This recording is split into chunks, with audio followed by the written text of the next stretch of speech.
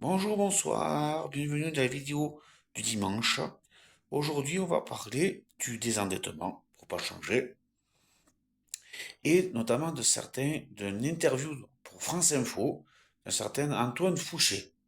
Alors, Antoine Fouché, c'est un ancien directeur de cabinet ministériel et il approuve le gel des retraites pour 6 mois décidé par le gouvernement, rappelant qu'en moyenne, les retraités ont un niveau de vie supérieur à ceux qui travaillent. Avec 60 milliards d'euros d'efforts au total à effectuer en 2025, Michel Barnier a annoncé le mardi 1er octobre que 2 tiers devaient porter sur les dépenses publiques et un tiers sur la fiscalité. Le Premier ministre a annoncé que l'effort serait porté sur les très grandes entreprises qui réalisent des profits importants et par les Français les plus fortunés.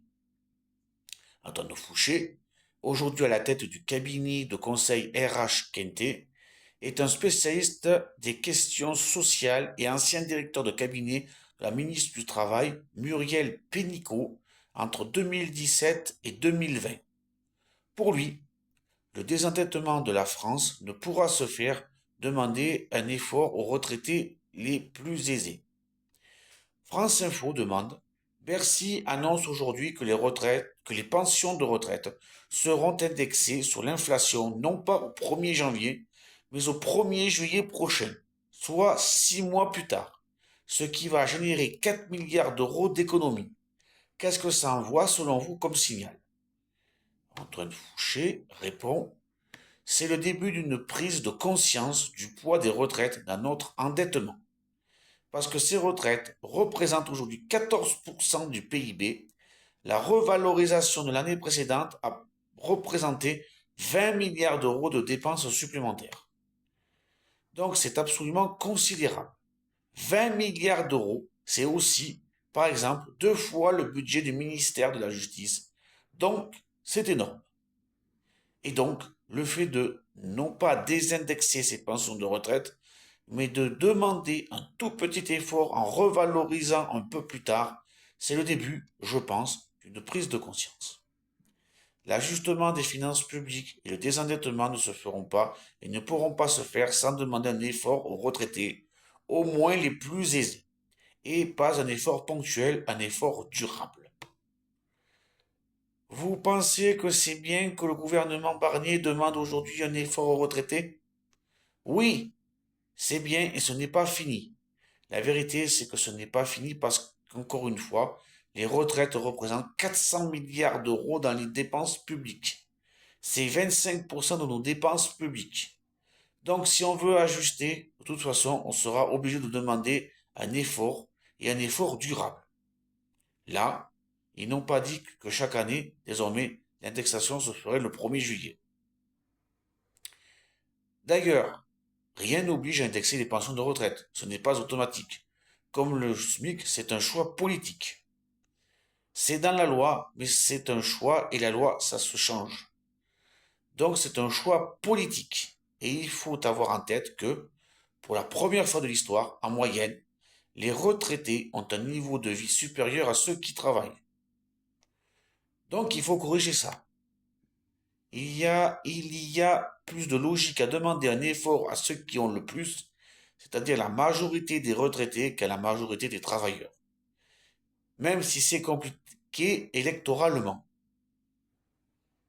D'ailleurs, il ne l'a pas dit hier.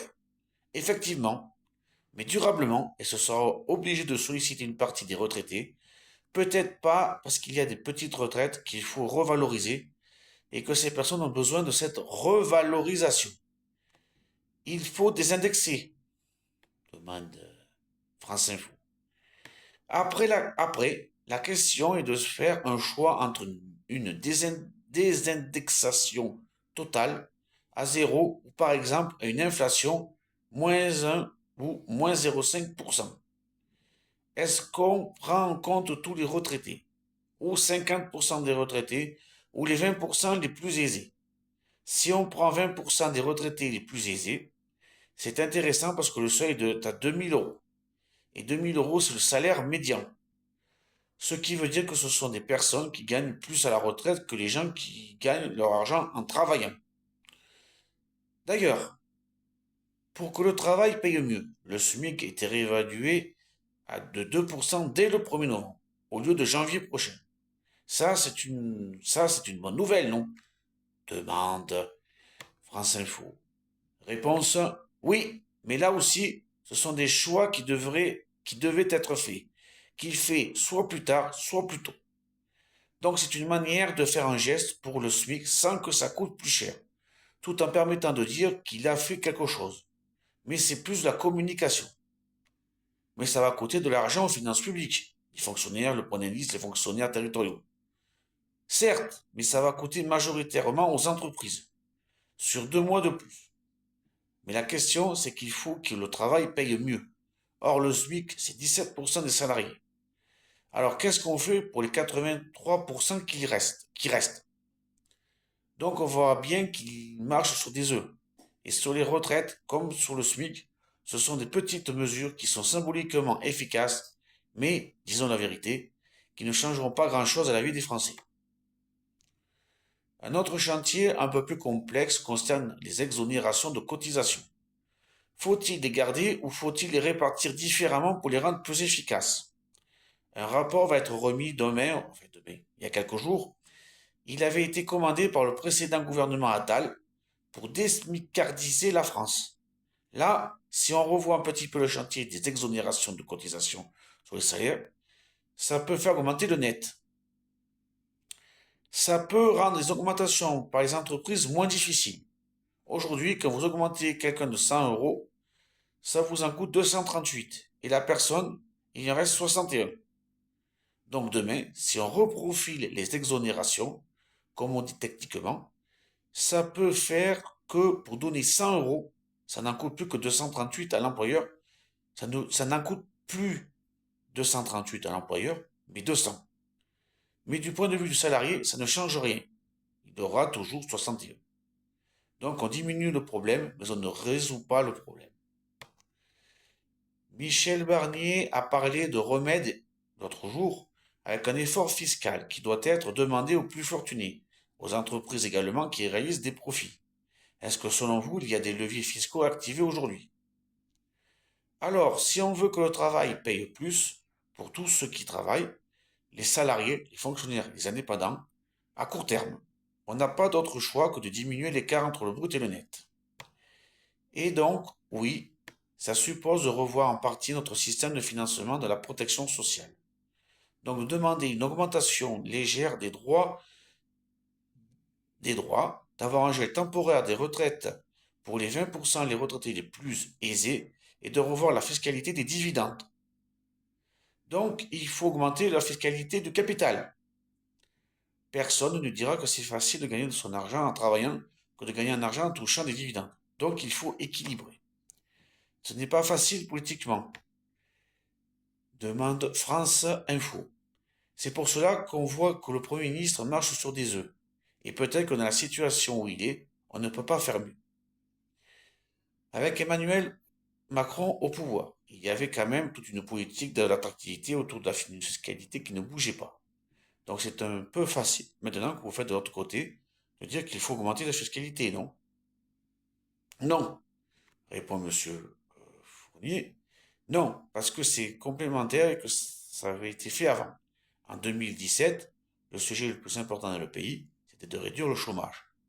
Maintenant, il est arrivé à presque 7%. Et le sujet le plus important maintenant n'est pas le chômage, c'est le pouvoir d'achat.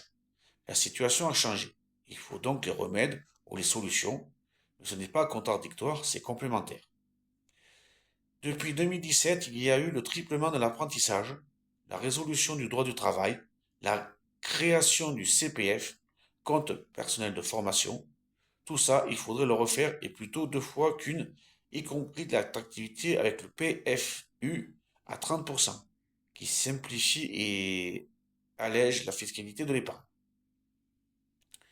Mais on est 7 ans plus tard, et 7 ans plus tard, la solution, ça ne peut pas être la même qu'il y a 7 ans. Merci Antoine Fouché, vous êtes l'auteur du livre Sortir du travail qui ne paie pas aux éditions de l'Ordre. Voilà. Alors merci beaucoup pour cette petite vidéo. J'ai essayé de faire au mieux, mais sa qualité n'est pas forcément là. J'espère que ça vous ira. N'oubliez pas de rajouter un pouce et à la semaine prochaine. Au revoir.